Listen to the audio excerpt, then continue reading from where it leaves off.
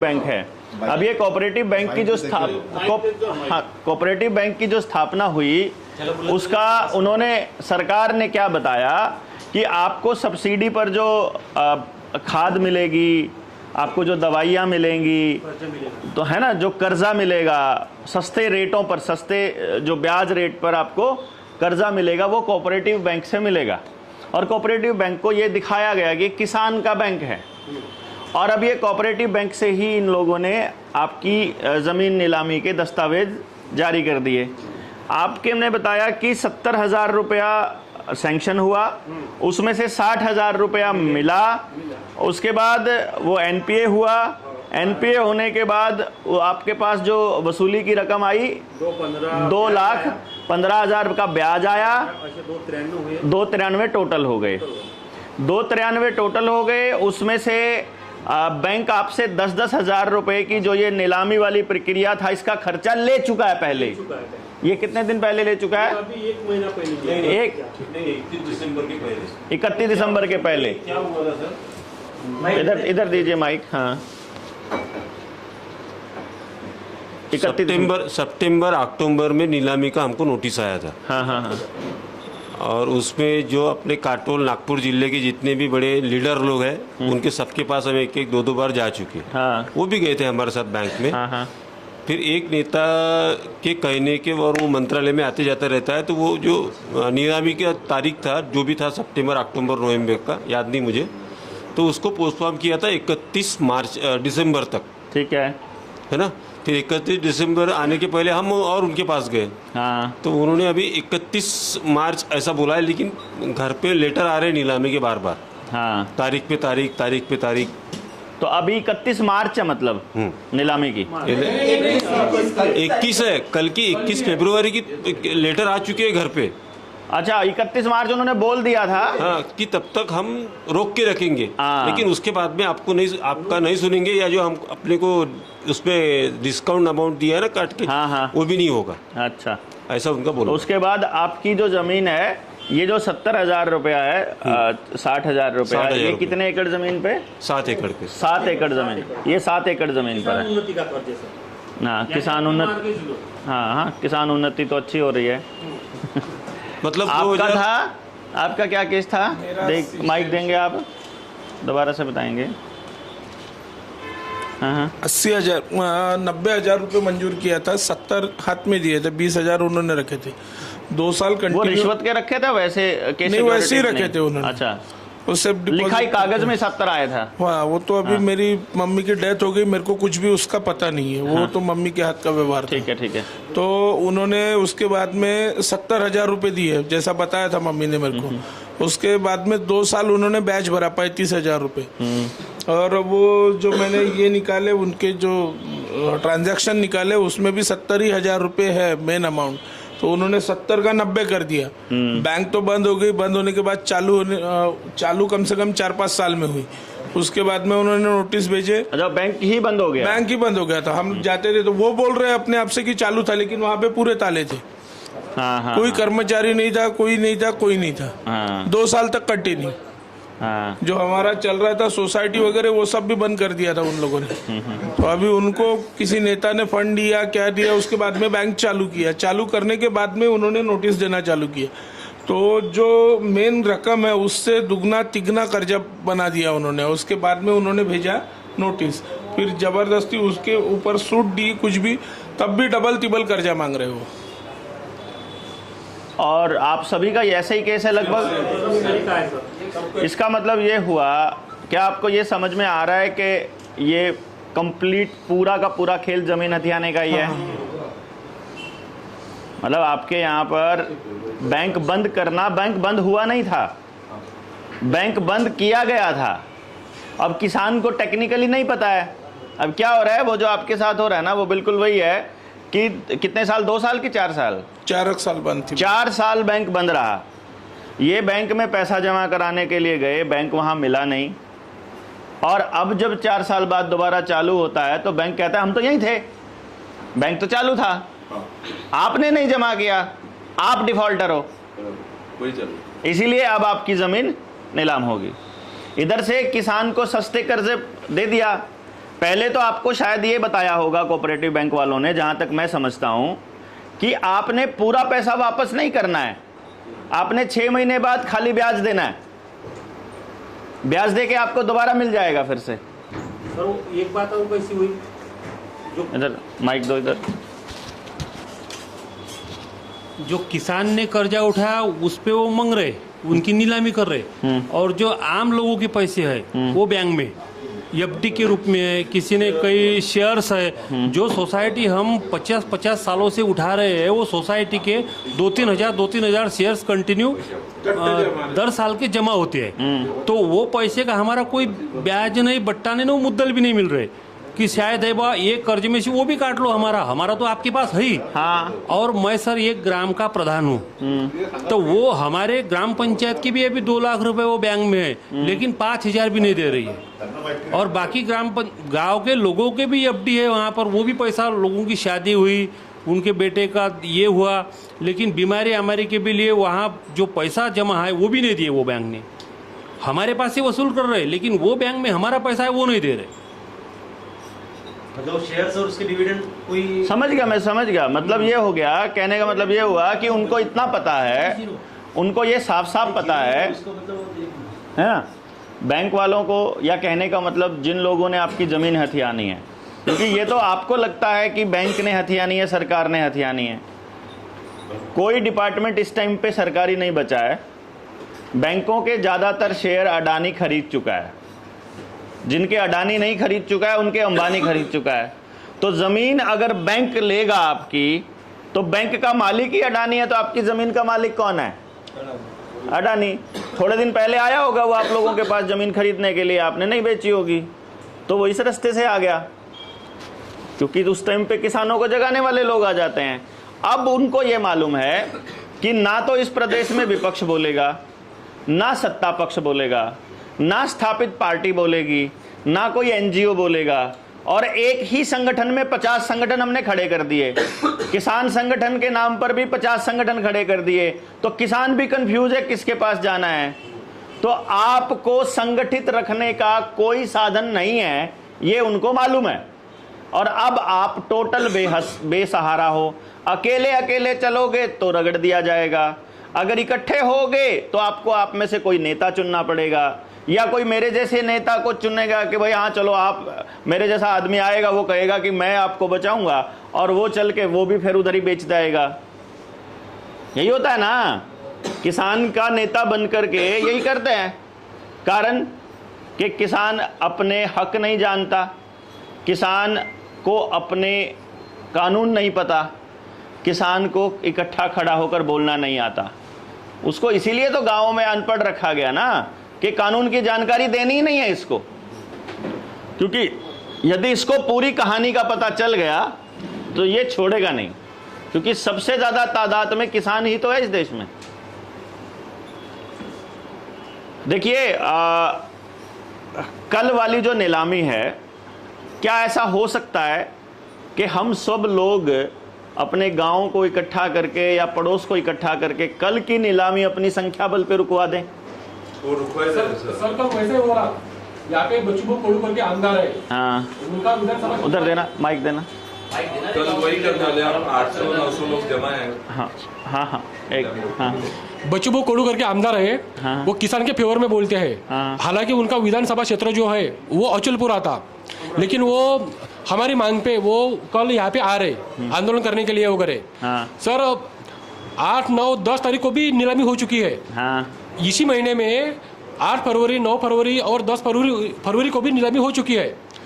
हम कुछ वकील लोगों की तरफ हम सब लोग गए थे, तो उनका बोलना भी ऐसा आ रहा कि नीलामी करने के लिए बैंक ने जो प्रोसीजर करना जरूरी है वो सब प्रोसीजर बैंक ने कर लिया है।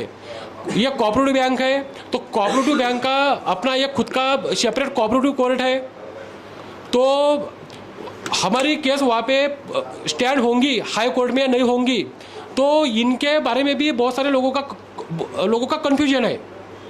और जो प्रोसीजर लगती कलेक्टर की आरआरसी वगैरह ऐसा कुछ उन्होंने कुछ हमको लीगल बातें समझाई, तो वो भी उसमें कन्फ्यूजन है।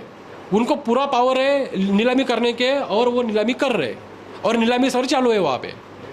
नहीं वो तो ठीक है, मैं एक ही बात पूछ रहा था, जो मेरा सवाल था वो ये था कि क्या हम लोग अभी संख्या बल के ऊपर अभी के लिए, क्योंकि आप कागजों में कार्रवाई करते हो तो वो आप ऐसा नहीं हो सकता ना कि आज कागज तैयार करेंगे और कल को आपकी नीलामी रुक जाएगी, ऐसा तो नहीं हो सकता ना। कागजों में कार्रवाई करने के लिए अपने पास महीना भर 2 महीना भर तो हो कम से कम, क्योंकि कारण क्या है, आपको पूरी तरह से कर्ज मुक्त करना है, पूरी तरह से। और पूरी तरह से कर्ज मुक्त करने के लिए आपको पूरी बात समझनी पड़ेगी, पहले पूरी बात समझनी पड़ेगी ना। उसके लिए आप ऐसा नहीं समझ सकते कि ऐसे ही खामखा कुछ भी समझ लेंगे। जिनसे आपकी मुलाकात करवानी थी सुबह, जिन्होंने आना था, उन्होंने एक किताब लिखी है, वर्मा जी जिनका मैं जिक्र कर रहा था। उस किताब में उन्होंने ये लिखा है कि जो आपके साथ जो आपको ये पैसा दिया जा रहा है ना, आपके खाते में ट्रांसफर कर दिया, ये पैसा है ही नहीं, ये रुपया है, असल में रुपया है ही नहीं। जैसे आपकी जेब में कुछ पड़ा होगा, कोई नोट पड़ा होगा जेब में, है ना, है कोई नोट, अभी कोई भी नोट दे दो, 100 का दे दो, ये हाँ हाँ चलो ये दे दो, ये दे दो, हाँ कोई बात, हाँ 1 का भी दो मुझे। देखो आपको जो समझना है ना, मोटी चीज़ क्या समझनी है, आपको इन 3 में भेद समझना है कि ये क्या है। ये 1 रुपया है, ये 5 रुपया है, ये 100 रुपया है, सबको ऐसा लगता है कि ये रुपया है। इसके ऊपर लिखा हुआ है 1 रुपया, है ना, खाली 1 रुपया। इसके ऊपर क्या लिखा हुआ है,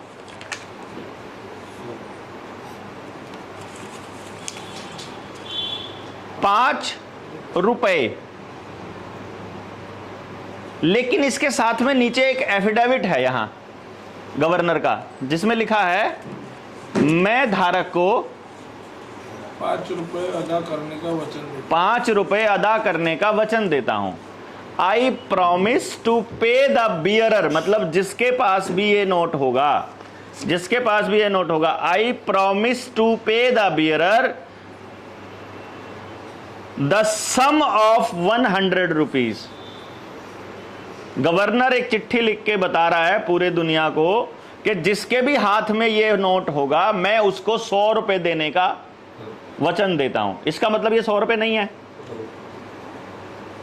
समझे ना बात आप? 10 सम ऑफ बोल रहा है ना, 10 सम ऑफ, इसका मतलब क्या है, 100 का जोड़, इसका 1 रुपया, ये 1 रुपया और वो 100 रुपए का नोट। जैसे मैं आपको दूं 5 लीटर डीजल, तो मैं आपको कैन में 5 लीटर डीजल दूंगा। आप भी लेने आए 5 लीटर डीजल, आपने बोला कि मेरा गांव थोड़ा दूर है और मैं लेके जाऊंगा हाथ में या साइकिल पे, तो मैं रास्ते में खिंच जाएगा, तो मैं आपके वहां के पेट्रोल पंप के नाम एक चिट्ठी एक जारी कर देता हूं, एक नोट, पेट्रोल नोट, कि मैं धारक को 5 लीटर डीजल देने का वचन देता हूं, और नीचे मेरे साइन, मतलब मैंने आपके 5 लीटर डीजल देना है। तो मेरी पर्ची जिस जिस पेट्रोल पंप पे चलेगी, मैं वो पर्ची आप लेके जाओगे, उसी पेट्रोल पंप से आपको 5 लीटर डीजल मिल जाना है। तो आप अपने गांव के पास जाकर वो पर्ची पकड़ाइए और आपको वो 5 लीटर डीजल मिल जाएगा। ऐसे ही ये 100 रुपए का नोट है। ये नोट जहां जहां चलता है, कहां कहां चलता है, आपस लेन देन में हम लोग विश्वास में चलाते हैं इसको, और ये बैंक में भी चलता है। आप अगर बैंक में जाते हैं कि मेरे 100 रुपए दो, ये नोट देकर बोलो मेरे 100 रुपए दो, तो बैंक को आपको 100 रुपया देना पड़ेगा। वो 100 रुपया क्या है, उस 100 रुपए को समझने के लिए आपको समझना पड़ेगा फिर 1 रुपया। मैं आपको 1 रुपए का थोड़ा सा वो दिखाता हूं। ये मैं, आप मुझे ये माइक देंगे और आप ये पढ़ेंगे। ये 3 रुपए हैं यहाँ पर लिखे हुए। ये मैंने अभी लेटेस्ट फोटो है, कब की है ये, तारीख आ जाएगी, यहाँ पर हम लोग डिटेल में जाएंगे। तो ये फ़ोटो खींची हुई है मैंने, कब की? 24 सितंबर 2022 की, जब आपकी नीलामी की तारीख आई उसके नज़दीकी। तो इस पे क्या क्या लिखा हुआ है? 1 रुपये इंडिया 1944। 1 रुपी इंडिया 1944 1944। अगला लिखा है 1 रुपी इंडिया 1919 जलियांवाला बाग वाला साल। और आगे लिखा है 1 रुपी इंडिया 1999 1999। ये असल में क्या दिखा रहा था मैं इनको? अभी जो वर्मा जी हैं उनके पास तो ये पैसे रखे हैं, मैंने उनकी फोटो खींच रखी है। ये 3 नोट हैं, 3 सिक्के हैं, सॉरी, 1-1 रुपए के। एक 1919 का, एक 1944 का और एक 1999 का। ये तीनों रुपए लेकर के हम बैंक में गए। हमने बैंक को बोला कि ये पैसे जमा करने हैं, कितने पैसे लोगे? तो बैंक ने कहा 3 रुपए। हमने कहा जो ये 1919 वाला रुपया है ये अभी चलन से बाहर तो नहीं हुआ। बोला रुपया कभी चलन से बाहर नहीं होता। क्या बोला? रुपया कभी चलन से बाहर नहीं होता। बड़े नोट, रुपए के नोट चलन से बाहर हो सकते हैं। जैसे 500 रुपए का 1000 का नोट हो गया ना, वो चलन से बाहर हो सकता है, लेकिन रुपया नहीं हो सकता। तो इसका मतलब हमारे रुपया जो है वो चल रहा है। 1919 वाला भी चलता है। बोला हाँ चलता है। तो 1944 वाला भी चलता है। हाँ, तो उसका कितना मोल? 1 रुपया। इसका कितना? 1 रुपया। 1999 वाले सिक्के का मोल 1 रुपया। अच्छा, जब हम ये तुमको 3 रुपए देंगे बैंक में, तो जब वापस हमने 3 रुपए निकालने होंगे तो यही 3 रुपए हमको दोगे? बोलते ना, ये वाले दे देंगे, नए वाले। हमने उनको बोला भाई जो ये 1919 वाला रुपया है इसमें तो पूरी 1 तोला चांदी है, प्योर शुद्ध चांदी। इसको तो बाजार में लेके जाते हैं तो 2 क्विंटल गेहूं मिलता है। और जो ये 1944 वाला इसमें 50% चांदी है, 555 ग्राम, मतलब 5 ग्राम चांदी है। और आप इसमें 1 क्विंटल गेहूं मिल जाएगा हमारे को तो। और जो ये आज वाला है इसमें तो कुछ भी नहीं मिलता 1 रुपए में। तो फिर ये मेरे 1 रुपए की कीमत, जो ये 1999 वाला 1 रुपया और 1919 वाला रुपया, इसके बीच की कीमत बराबर क्यों नहीं है? बैंक उसको 1 रुपया मानता है, इसको भी 1 रुपया मानता है, इसको भी 1 रुपया। तो मेरे इस 1 रुपए की कीमत उस 1 रुपए के बराबर क्यों नहीं है? बैंक के पास, सुप्रीम कोर्ट के पास इसका कोई जवाब नहीं है। सुप्रीम कोर्ट ये कहती है कि अगर ये वाली बात पब्लिक को पता चल गई तो पब्लिक ऐसी तैसी कर देगी हमारी, क्योंकि आपके 1 रुपए की कीमत उतनी है जितनी उतने ही सोने की कीमत है जो 3860 रुपए में आता है आज की वैल्यू के हिसाब से। यानी अगर आपके 40,000 रुपए का लोन है ना आपका, तो मात्र 10 रुपए कीमत है उसकी। और 4 लाख का लोन है तो 100 रुपए कीमत है उसकी। यानी अगर आपने बैंक का 2 लाख रुपया देना है ना, तो 50 रुपए में चुकता होगा, और कानूनन होगा। कानून है ये, अधिकार है ये आपका। लेकिन ये कागज तैयार करने में टाइम लगेगा। सबके कागज लेके आपको बैंक में एक आवेदन देना पड़ेगा कि जी मेरे को पता चला है कि आपका जो रुपया है ये फ्रॉड है और हम आपसे असली रुपए की जानकारी चाहते हैं। तो बैंक आपको गोलमोल जवाब देगा, क्योंकि पकड़ा जाएगा उसकी सच्चाई। फिर हम आरटीआई डालेंगे। एक महीने का प्रोसेस है ये। उस आरटीआई में वो पूरी प्रोसेस निकल आएगी, और उसके बाद फिर हम डालेंगे उनके ऊपर क्रिमिनल केस। 420 का भी उनके खिलाफ FIR भी होगी हमारे साथ धोखाधड़ी की और रुपये के साथ छेड़छाड़ करने की। और ज़मीन नीलामी तो भूल जाइए, ज़मीन नीलाम करने की तो सोच भी नहीं सकता बैंक। और ये ऐसा करके लखीमपुर में कई 100 करोड़ रुपए की नीलामी रुकवाई हुई है वर्मा जी ने, किसानों की ही। अब इसको कैसे लड़े ये देखिए आप, क्योंकि आपकी तो कल है नीलामी। अगर मान लो हम तो कई साल से चिल्ला रहे हैं कि यार किसानों का अगर जमीन नीलाम होने की कगार पे आया हुआ है, क्योंकि इन्होंने जानबूझ के किसान को बर्बाद किया है योजनाबद्ध तरीके से पूरा, मतलब किसान को यह दिखाया कि अगले साल ये वाला बीज बोओगे तो तुम्हारी फसल बढ़िया होएगी, वो बो देता है कहीं से कर्जा लेकर के, उस साल भी सारा ऐसा ही काम होता है। सारे खर्चे उसके बढ़ गए हैं, ट्रैक्टर भी, डीजल भी, दवाइयाँ भी, खाद भी, बीज भी, सब कुछ उसको बाहर से लाना पड़ता है, और जब उसकी फसल का टाइम आता है कुछ नहीं होता। तो ये तो योजनाबद्ध है और ये तो आगे भी चलेगा। तो किसान को अपने खेत को कैसे संवारना, इस पे भी काम करना है, वो भी कर रहे हैं। किसान को अपने कर्जे से मुक्त कैसे होना है, गांव का सारा किसान कर्ज मुक्त करना है आपने। यहां क्या हुआ, यहां कोई व्यक्ति आया और उसने किसान को कर्ज मुक्ति की लड़ाई लड़ी, जो उसके चक्कर काट रहा था, जो उसके तलवे चाट रहा था, उसका तो कर्जा माफ करवा दिया उसने। और ये विरोधी पार्टी का है, ये दूसरी जात का है, ये दूसरे धर्म का है, उसका नहीं करवाया, वहां फिर बट गया किसान। सर मतलब आप एक बात ये करना चाह रहे हैं कि एक आंदोलन करके ये नीलामी पहले रोकना है हमें। तो आंदोलन के लिए मैं ये कह रहा हूं कि पहला स्टेप ये है कि आप इस नीलामी के लिए 2 महीने का वक्त ले लीजिए, और 2 महीने के वक्त लेने के बाद में, अभी शाम को वर्मा जी चले हुए हैं रास्ते में, 3 बजे के करीब वो पहुंच जाएंगे, 12 अभी बज गए हैं, अभी टेम्परेरी रिलीफ आपको लेना है, वो 3 बजे 4 बजे आ जाएंगे। क्योंकि अभी तो देखिए, अभी केवल एक चीज है जो आपको बचा सकती है, वो है आपका संख्या बल। अभी फिलहाल के लिए कि जहां भी अधिकारी, जहां जहां आपको लगता है कि आज ये लोग वहां जाने वाले हैं, वहां पहले से खड़े होकर के ब्रांच भी, हेड ऑफिस भी हैं, नीलामी हेड ऑफिस भी नागपुर में है। तो किस चीज की, अच्छा यहाँ पे ही, वहां जाकर के कब्जा लेना है उन्होंने फिर बाद में। नहीं, नीलामी होती है, फिर कब्जे का प्रोसेस बाद में होता है। आपल्याला ही नीलामी थांबवायचा याचं रिझन हेच आहे, यांना 2 महिन्याचा वेळ पाहिजे।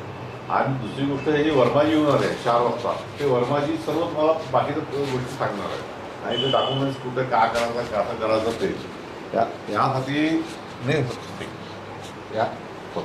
यासाठी इनके आगे कर लो, हाँ चलो बोलते रहो।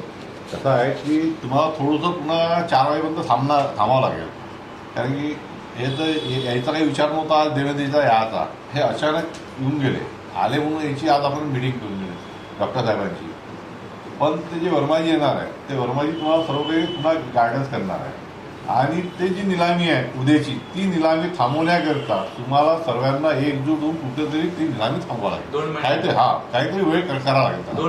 उद्या निलामी बी झाली, 31 मार्च पर्यंत थांबलीच आहे असं बँकेचं म्हणणं आहे। हाँ, बैंक ने खुद ही बोला है। बैंक क्या बोल रही है, हाँ। 31 मार्च तक वैसे भी नीलामी रुकी हुई है, हाँ। नीलामी इधर हो रही है, लेकिन काश्तकारों को बोल रहे हैं 31 मार्च तक आप 1-2 पेमेंट लेके आ जाओ। उन्होंने किसी किसान का 1-2 दिन होते ना, तो 1-2 कर लिया, होने का फाइनल है, होने का, तो उन्होंने अपने को 31 मार्च के तक, हाँ वही है, उन्होंने आपको ये बोला है कि 31 तक तो रुक ही गई है, लेकिन चुपचाप कर रहे हैं इधर। चुपचाप कर रहे हैं, 31 मार्च तक पेमेंट लेके आ जाओ, नीलामी रुक जाए। वो कहना कहने का मतलब ये है कि गुमराह कर रहे हैं, बैंक बेवकूफ बना रही, गुमराह कर रही है। और ऐसे परिस्थिति में हमको एक ही काम करना है, कैसी भी वो नीलामी जो है, वो नीलामी पे जाके हमको कुछ भी तांडव करना पड़ेगा या बच्चों को, देखो चाहे बैंक के बाहर बैठना पड़े परमानेंट अपने को, आपने को मालूम होने को ना, नहीं तो वो आंदोलन चला गया, उन्हीं के लोग है ना, नीलामी प्रदर्शन थोड़ी लगता है। हाँ एक सवाल है, आपने कोई वकील से पूछताछ की इस मामले में? अरे वो कर लिया, वो वकील तो ये बोलता है, वकील तो बोलता है कि इनको नीलामी करने का हक है, और वो आराम से बैंक पहले तो क्या कर रहा है, गोली दे रहा है कि आपको 31 मार्च तक आपकी नीलामी बंद है, लेकिन पीछे ही पीछे वो खुद ही नीलामी कर रहा है, खुद ही खरीदवा रहा है अपने ही लोगों से, वो अपने ही आदमी खरीद के नीलाम करके डन कागजों में करके चलो भाई किसान अपना घरो। अभी वो कब्जा नहीं ले रहा है, अभी नीलामी में कागजों में नीलामी हो गई, अब वो कब्जा लेने जाएगा तब पुलिस बल लेकर जाएगा। वो उसके बारे में भी वकील ने हमारे को ये बोला है कि कब्जे की जो केस है, बोले फिर से वो दायर करेंगे कोर्ट में, हाँ, कुछ साल बाद, यस, कुछ साल बाद, कुछ साल ये पोजीशन तुम लोगों के पास ही रहेगा। हाँ, ऐसा कौन वो एडवोकेट बोल रहा है? एक सवाल और था, भैया ने जैसे बताया था कि कुछ किसानों की नीलामी हो गई, हाँ। एक है दो ना? हुआ है। तो जिनका ऐसा हुआ है उनकी अभी क्या स्थिति है? मतलब उनकी वो स्थिति- उनको उनकी स्थिति कुछ नहीं, वही उनको है। पता ही नहीं है। नहीं वही स्थिति है जो मैं बोल रहा हूँ। हाँ। मेरी भी 10 तारीख को मेरी भी खेती की नीलामी थी, तो एक दो मेरे इसमें भी हो चुका है, उन्होंने फाइनल नहीं किया, मतलब बोलियां लग गई है, बोलियां लग गई है। स्थिति वही है। और लेने वाले इनके गांव से ही गए थे, मेरी नीलामी में खेती लेने वाले इनके गांव से ही गए थे। हाँ, विरोधी पार्टी ये खास चीज है। डॉक्टर साहब मेरे यहाँ केस हुआ था अभी ऐसा, तो उसमें जो जमीन नीलाम की है तो पहले नीलाम हो गई, रजिस्ट्री हो गई, पार्टी को पता ही नहीं कुछ भी। हमारे यहाँ केस हुआ ऐसा, उसमें किसान की ज़मीन नीलाम कर दी गई, नीलाम की गई और रजिस्ट्री हो गई। तो उससे पहले ये एक हथियार रख लेते हैं, पहले विज्ञप्ति देते हैं छोटे शब्दों में, छोटे पेपर में, और वो हथियार की तरह फिर जब कब्जा लेने जाते हैं तब केस दायर करते हैं और बताते हैं कि हम लोगों ने विज्ञप्ति निकाली थी, उसके बाद ये ज़मीन खरीदी है, और फिर उनका कानूनी हक हो जाता है उस पर, फिर वो अधिकार लेने जाते हैं। उसमें तो भी आप वो इस चीज़ को ध्यान में रखिए। उसमें भी वो क्या करते हैं, पूरा का पूरा डेटा होता है इनके पास, किस क्षेत्र में किस जगह पर कौन सा अखबार ज़्यादा पढ़ा जाता है, और विज्ञप्ति देने के लिए ये नॉर्म्स होते हैं कि जो सरकारी पैनल पे अखबार होते हैं उनमें देना पड़ता है। तो आपके क्षेत्र में जो अखबार नहीं पढ़ा जाता, जैसे अंग्रेजी के पढ़े जाते हैं, नहीं पढ़े जाते तो अंग्रेजी वालों में दे देंगे वो, तो किसान तो अंग्रेजी का अखबार नहीं पढ़ता है, हिंदी वाले में भी पढ़ देंगे, दूसरे वाले में। उनका लेटर वगैरह सब कुछ आता है। हाँ। उन्होंने सर साल भर से उन्होंने नोटिस वगैरह दिए। हाँ। पहले सर कोरोना था, अभी इस साल इतनी अतिवृष्टि हुई यहाँ पे हाँ। कि लोगों को सर जिंदा रहना मुश्किल है, जिंदा रहना मुश्किल है। किसान लोग सर भरने के लिए तैयार है। हाँ। उनका कहना कैसा है कि हम मुद्दल भरते, हाँ। उनका कहना कैसा है आप मुद्दल भरो, लेकिन बैंक के कुछ नियम है, कोऑपरेटिव बैंक के, मुद्दल प्लस 6 साल का ब्याज। हाँ।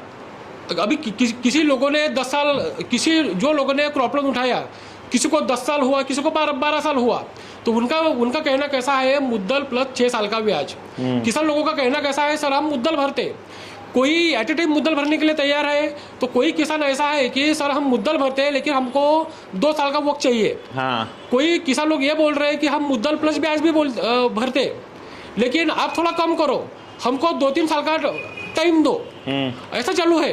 हाँ। लेकिन एक बात ये बताइए, कितने किसान हैं इससे समस्या वाले? सर सभी किसान समस्या नंबर बताओ सर बहुत सारे हैं। हाँ जिले का, इस यहाँ की बात करो, इस शहर की बात करो, इसकी बात करो, हैं इस शहर की 5000। तो देखो अब आपको है ना, अभी क्या हो रहा है मालूम है ना, आप अलग कॉम्प्रोमाइज करने की बात कर रहे हो, आप अलग कॉम्प्रोमाइज करने की बात कर रहे हो, आप अलग कॉम्प्रोमाइज करने की बात कर रहे हो, तो इसमें क्या है ना, आप बटे हुए हो। अभी आपके पास में एक ही रास्ता है, सबको इकट्ठा करो और बैंक घेर दो। सर डॉक्टर साहब का ये कहना, डॉक्टर साहब ठीक है? सर हम उसी में आते हैं। सर ने जैसे बोला कि किसान लोग अलग अलग पक्ष में बांटे हुए हैं, सर ऐसा ही है, ऐसा ही है। अभी मेरे गांव में 10-12 लोगों को नोटिस आया होगा, वो क्या समझ रहे हैं कि नहीं हमारी जमीन नीलाम नहीं होती, हमारा क्रॉप लोन है। हम उनको सर फोड़ के बता रहे कि आपकी भी जमीन नीलाम होने वाली है।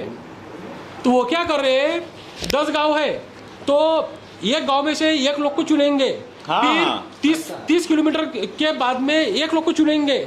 वो ऐसा सिस्टम अपना रहे, एक ही गांव के लोगों की नीलामी नहीं कर रहे। यस वो टुकड़ों में ही करेंगे, ऐसे ही करेंगे, टुकड़ों में कर रहे हैं। किसान लोग बांटे हुए हैं। आज भी यहाँ पे बहुत सारे लोग आने वाले थे, लेकिन कोई कुछ कारण बता रहा, कोई कुछ कारण बता रहा, ऐसा ही हो रहा। और सर ने जैसे बोला कि कोई आमदार, विपक्ष वगैरह, कोई संगठन, कोई NGO इसमें बोलने के लिए तैयार नहीं है। तो ये सर यही सिचुएशन यहाँ की सर है। अभी हम क्या सोच रहे हैं कि हाई कोर्ट में वगैरह हमको सर वकील का नॉलेज यहाँ पे किसी को नहीं है, तो हम क्या सोच रहे हैं कि आंदोलन होता रहेगा, आंदोलन को सक्सेस कितना मिलेगा वो किसी को पता नहीं है। बच्चू कड़ू कल आने वाले हैं। हालांकि यहाँ पे बहुत सारे आमदार है, ये देवेंद्र फडणवीस का नेटिव सिटी है, वो डेप्यूटी चीफ मिनिस्टर है, उन्हीं के हाथ में बहुत सारा है, लेकिन वो कुछ कर रहे हैं क्या? देवेंद्र फडणवीस ये करने लगा रहे हैं। हाँ तो कर रहे हैं ऐसे ही। सर वही तो हम क्या सोच रहे हैं, आंदोलन कब तक चलेगा, लोग इकट्ठे ही नहीं हो रहे। तो हम क्या सोच रहे हैं कि हाई कोर्ट में केस दायर करके होता है तो हार्ड एंड फास्ट उस पे रोक लगा दी जाए। हाँ वो सही है आपका। अभी वही है सर। टेक्निकली ये है, और आपको परमानेंट जो अभी शाम को डॉक्टर हाँ। वो आएंगे क्या? अभी एक बात बताइए, एक मिनट ना। और सर यहाँ के जो वकील है, हाँ। हमने बहुत सारे लोगों से बातचीत की कि यहाँ पे जो नीलामी चालू है वहाँ पे स्थगिति कैसे क्या ली जाए। उनका भी कंफ्यूजन है कि केस कैसे दायर करे, कहाँ पे दायर करे, क्या करे। आप ये बताइए, एक चीज बताइए कि जो नीलाम हो रही है जिनकी जमीन, हाँ उनको तो इकट्ठा किया जा सकता है, वो है नंबर थोड़ा, और वो होगा बटा हुआ पूरे जिले में। इस गांव में से 3-4 हो गए, अगले गांव में से 3-4 हो गए, अगले गांव में से 2-3 हो गया, तो पूरे गांव को अभी उसके कोई मतलब है नहीं। हाँ। लेकिन यदि हम आंदोलन करते हैं हाँ। पूर्ण कर्ज मुक्ति की, हाँ। आपने घर पे लिया हुआ है, आपने मकान, आपने गाड़ी पे लिया हुआ है, आपने मोटरसाइकिल पे लिया है, आपने जमीन पे लिया है, आपने पर्सनल लिया है, पूरा लोन मुक्त, उसमें तो आएगा हर कोई। अगर हम ये कहते हैं कि तुम्हारा 4 लाख का लोन 100 रुपए में पास हो रहा है, फिर ले लेना, दोबारा एनओसी मिल रही है। अभी तो आप क्या करोगे, 2 लाख रुपए का लोन है, आप 1,20,000 में सेटलमेंट कर लोगे, तो वो सेटलमेंट जिंदगी भर लिखी रहेगी और दोबारा जिंदगी में कभी लोन नहीं मिलने वाला। और यहां तो पूरी सेटलमेंट नहीं है, यहां एग्जैक्ट लोन की अदायगी है कानूनी तरीके से, जबरदस्ती नहीं, हमारे कहने से कानून में है। तो आपको उस कानून की नॉलेज दे देंगे, उस पे तो आएगा पूरा गांव इकट्ठा, सिर्फ जानकारी भरी तो देनी है ना। अभी फिलहाल के लिए, इसलिए अभी आप कुछ बोल रहे थे, पहले बोलिए फिर मैं आपको बताता हूं। मुझे ये बोलना है सर, एक आपके कहने मिनट पे। Sir, 1 minute. हाँ, आप जो बोल रहे हैं सर, वही ट्राई हम 2 महीने से कर रहे हैं। आप जो इस आंदोलन की बात कर रहे हैं ना, उसके लिए भी लोग तैयार नहीं हुए। महीनों भर से हम कागज इकट्ठा कर रहे हैं, सिर्फ हमारे पास 50 कागज इकट्ठा हो गए।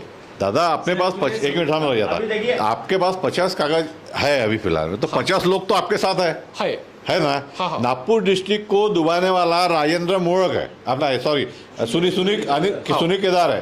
तो हम सुनील केदार को क्यों नहीं टारगेट बनाते? हम टारगेट बनाओ ना, कल सुनील केदार को, आमदार है ना, मिनिस्टर भी था। सुनील केदार ने नागपुर डिस्ट्रिक्ट को डुबाया ना 150 करोड़ से, 1,500 करोड़ से। तो हम उसको कल के दिन टारगेट बनाओ ना उसको, क्योंकि हमको अगर नीलामी रोकना है कल की, तो कल के लिए तो हमको उसको टारगेट बनाओ। सर, यही बातें हमने लोगों को समझाई कि हमारे क्षेत्र के आमदार अनिल बाबू देशमुख हैं, उनके यहाँ पे जाओ, उनके यहाँ पे धरना धरो। जो यहाँ के अलग अलग क्षेत्र के जो आमदार हैं, उनके यहाँ पे जाओ, धरना करो। कोई ऐसा करने के लिए सर तैयार नहीं है। वो ऐसा इसलिए करने को तैयार नहीं है, देखिए 2 कारण हैं। आज का जो किसान है वो अपने घर से निकलने की क्यों हिम्मत नहीं कर रहा, उसके पीछे 2 कारण हैं। पहला, वो अपने आप को अकेला महसूस कर रहा है। हाँ। और दूसरा, अभी उसे लगता नहीं है कि मेरी गला अभी कसा गया है, वो सोच रहा है अभी मुझे रिलैक्सेशन मिला हुआ है। या जो बिल्कुल कसा हुआ है, हाँ। वो पिछले 5-4 साल से इतनी ट्राई मार चुका है, उसको हर आदमी ने ठगा है। वो जिसके पास भी गया, वकील के पास गया, वकील को कोई मतलब नहीं है इसका केस जीते हारे, इतने पैसे दे फटाफट, वही तो कर रहा है ना। वो दूसरे आदमी के पास गया और किसी संगठन के पास गया तो उसको भी पैसा चाहिए, हर आदमी को पैसा चाहिए। हमने भाऊ से बात करी थी, अविनाश काकड़े जी से हम बात कर रहे थे, हम 2 महीना पहले इनके पास आए थे और हमने इनको ये कहा था कि देखो भाऊ, जो गांव में ऐसा किसान है जो बिल्कुल नीलाम होने के कगार पर है, उनकी ज़मीन छुड़वाना पहला काम है अपना। और वकील भी पैसे लेता है, जो ऑफिस मैनेज करता है वहाँ भी पैसे लगते हैं। लेकिन अगर किसी किसान का ऐसी हालत है कि वो 1,00,000-2 लाख रुपया भी पे नहीं कर पा रहा है, तो उससे पैसे लेना पाप है। क्योंकि वो तो पहले से ही क्योंकि 1,00,000-2 लाख भी पे नहीं कर रहा, इसका मतलब उसके पास अभी इतनी आमदन नहीं है। तो उससे हम 5-10-20 हज़ार भी नहीं ले, मतलब उससे तो हम कुछ भी नहीं लेंगे। उसको खाली इतना बोलना है कि तुम तो आओ निकल कर, तुम्हारी जमीन पहले बचानी जरूरी है, क्योंकि असली पूंजी है सोना और जमीन। ये पैसा जो है ये पूंजी नहीं है, ट्रैक्टर, कार, मोटरसाइकिल कुछ भी पूंजी नहीं है। असली पूंजी जमीन है। अगर आपकी जमीन चली गई, जिंदगी में दोबारा जमीन नहीं खरीद पाओगे आप लोग, और जमीन चली गई तो रोटी नहीं खा पाओगे, क्योंकि आने वाले वक्त में ये देश में भूखमरी आने वाली है। ये पूरा योजना है इनकी। तो इससे अगर देश को बचाना है तो किसान का बचाना जरूरी है, और किसान अगर छोटा किसान है ना, उसका बचना बहुत जरूरी है, क्योंकि इस देश को अभी तक बचाया हुआ छोटे किसान ने है। तो ये क्या कर रहे हैं, छोटे किसान के जिसके पास 1 एकड़ 2 एकड़ 1 बीघा 5 बीघा 10 बीघा, पहले इसको लपेटो, और उसको खरीदने के लिए उसी के गांव में बंदा मिल जाएगा, उसके लिए उनको बढ़ेगा आदमी। उसके बाद फिर 5 एकड़ वाले को लपेटो, उसको भी लेने वाला वहीं मिल जाएगा। फिर 100 एकड़ वाले जमीन खरीदने के लिए अडानी अपने आप आ जाएगा, फिर टेंशन नहीं है। 100 एकड़ का चंक एक ही आदमी से खरीदना आसान है, और 100 एकड़ 100 लोगों से खरीदना फिर मुश्किल है, बीच में एक दो नहीं बेचेगा। अगर भूमि अधिग्रहण भी करेंगे तो उसमें भी फिर आंदोलन कर देंगे ये लोग। तो ये लोग बैकडोर से आ रहे हैं कि अधिग्रहण कर रहे हैं तब भी काबू नहीं आ रहे, और किससे कर रहे किस तब भी काबू नहीं आ रहे। तो इसके लिए अविनाश बाबू आए, आइए।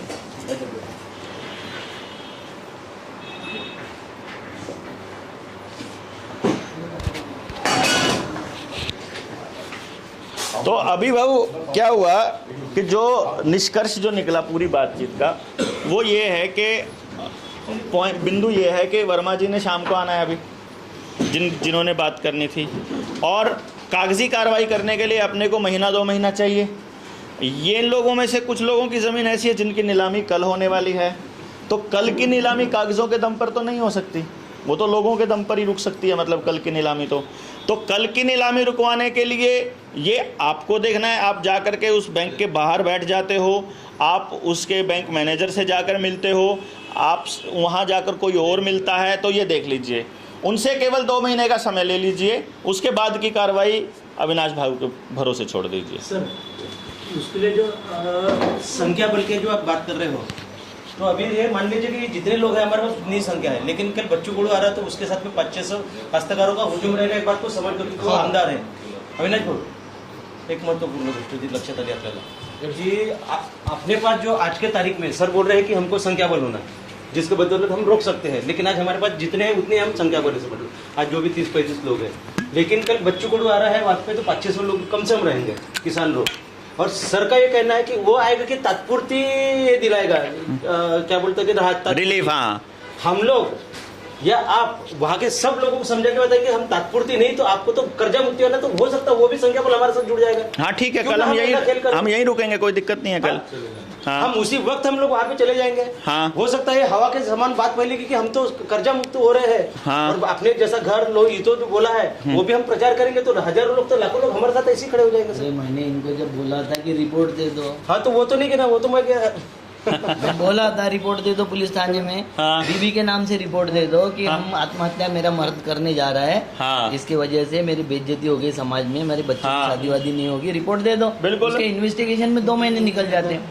अगर संख्या बल नहीं है तो तरीका निकालना पड़ता है ना लड़ने का। अगर तरीका नहीं निकालोगे तो फिर कैसे होगा। हमने वो योजना बनाई, दूसरे दिन आए नहीं ये लोग। मैं तो कई दिनों से यही लड़ाई लड़ता हूँ, मुझे पता है ये कितने तरीके से लड़ते हैं, कितने बहादुर, ये तो है नहीं। तो ये ऐसा कराते हम अपन, ये तो एक पीछे से भाग जाता है, आत्महत्या कर लेंगे मगर ये सामने होके लड़ेंगे नहीं। वो अकेला महसूस करते हैं ना, इनको नहीं मालूम कि अकेला खड़ा होकर ना साथ में। हाँ। अकेला कौन होता है यार, शेर भी अकेला ही होता है जंगल में कि 4-5 लोग लेके जाता है शिकार करने के लिए। तो अकेला ही होता है। तुम करो तो। मैं कितने दिन हो गया बताए आपको, 8 तारीख से मैं बता रहा हूँ, जब आप मेरे पास आए थे कि आप रिपोर्ट दो, दिए किसी ने?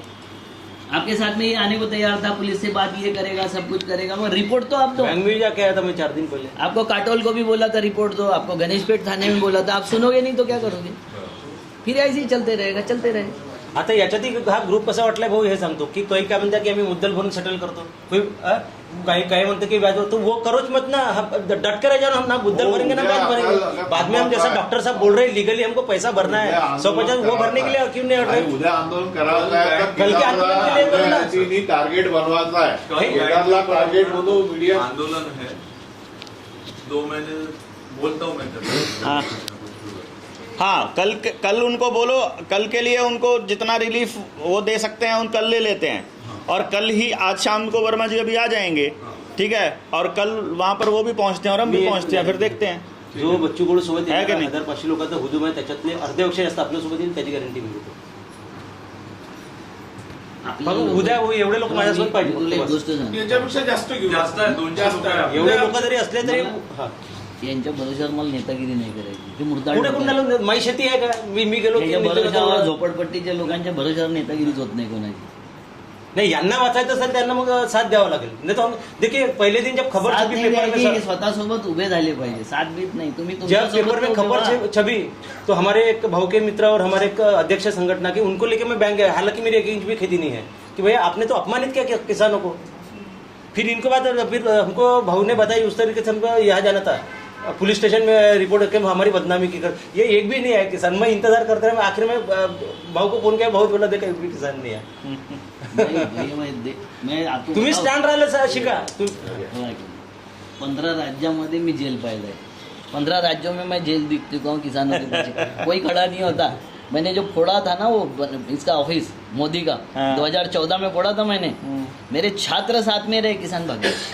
अब क्या बताए इनको. सांगा आता उद्या किती वाजता येणार आहे बच्चू कडू तिथे. उद्या किती वाजता 11 वाजता उद्या येणार आहे. 9 वाजता पोहोचता त्या बँकेसमोर पक्का. मी 9 वाजून 1 मिनिट राहील तिथे. मी उभा राहील तिथे. चालेल.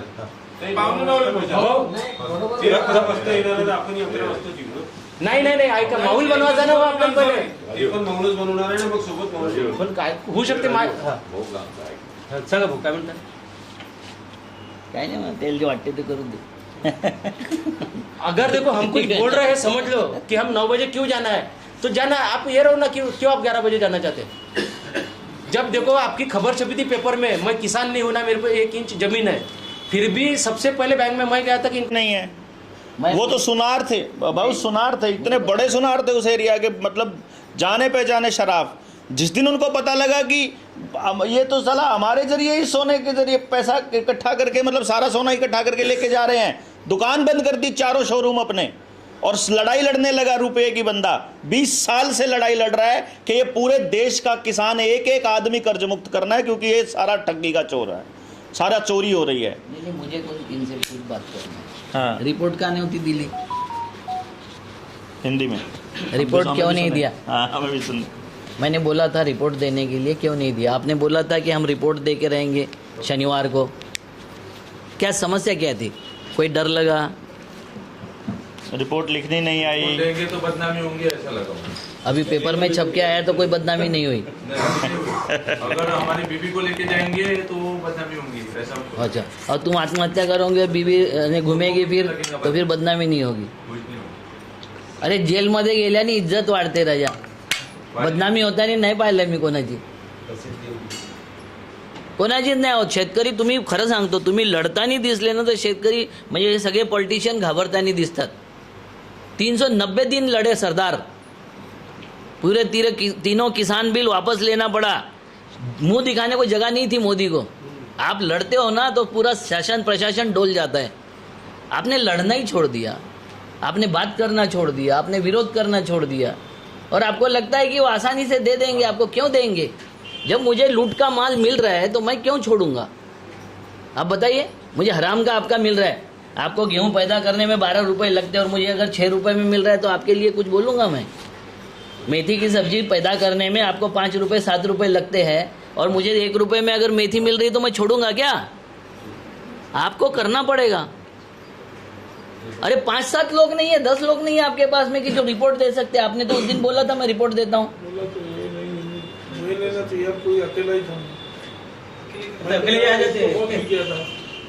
सर मी प्रवृत्त केलंय. सगळ्यांना फोन केले पण एकही जागा होत नाही. मी थकलेलो आहे. कल मैंने इतना बड़ा आंदोलन तैयार किया है. मैंने मेरे गांव से बुलाए लोग. आप ये देखो सिंपल एक बात जो भाव ने बोला उस आप वाली बात पे मैं ऐड करता हूँ. आपने बोला कि वकील भी बोलेगा, पुलिस भी बोलेगी, नेता भी बोलेगा कि बैंक के पास आपकी ज़मीन को कुड़की करने का, उसको हथियाने का, उसको नीलाम करने का पूरा हक है कानूनन. ऐसा बोलेगा. उसको हक हो गया. कानून है. यही बात भाव ने बोली. संसद में बहुमत से पास किए हुए 3 कानून संसद में ही वापस लेने पड़े उनको. केवल इस बात के ऊपर कि हम लड़े, वहां परमानेंट बैठे कि तुम्हारा कानून नहीं चाहिए ये वाला जो हमको बेघर करता हो.